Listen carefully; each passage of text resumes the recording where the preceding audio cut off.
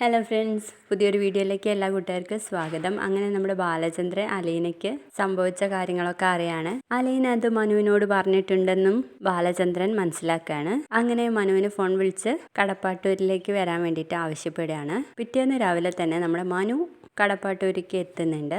വാതിലുറന്നു കൊടുക്കുന്നത് മറ്റാരുമല്ല, അലീനയായിരിക്കും. മനുവിനെ കണ്ടതും നമ്മുടെ അലീനയ്ക്ക് ഭയങ്കരമായിട്ട് സന്തോഷമാവാണ് കേട്ടോ. അതിനുശേഷം നമ്മുടെ ബാലചന്ദ്രനും മനുവും തമ്മിൽ ഇങ്ങനെ സംസാരിക്കുകയാണ്. അപ്പോൾ ബാലചന്ദ്രൻ അലീനയുടെ വയറ്റിൽ കുത്തിക്കേറിയ ആ കത്രി എടുത്ത് കാണിച്ചു കൊടുക്കുകയാണ്.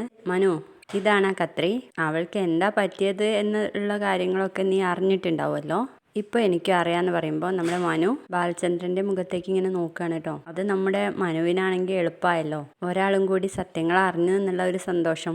പിന്നീട് നമ്മുടെ രേവതിക്കുട്ടി വിളിക്കാൻ കേട്ടോ. എന്തായി, ബാലചന്ദ്രൻ സാറിനോട് പറഞ്ഞോ എന്നുള്ള കാര്യത്തിൽ അലീനയോട് ഇങ്ങനെ ചോദിക്കുകയാണ്. അപ്പോൾ അലീന പറയുന്നുണ്ട്, ഞാനൊന്നും പറഞ്ഞില്ല, പക്ഷേ സാറിന് എന്തൊക്കെയോ സംശയം ഉണ്ടെന്ന് തോന്നുന്നു എന്ന് പറയണേ. പ്രൊമോ വീഡിയോ ഇഷ്ടപ്പെട്ടാൽ തീർച്ചയായിട്ടും ലൈക്ക് ചെയ്ത് സപ്പോർട്ട് ചെയ്യണേ. ബൈ.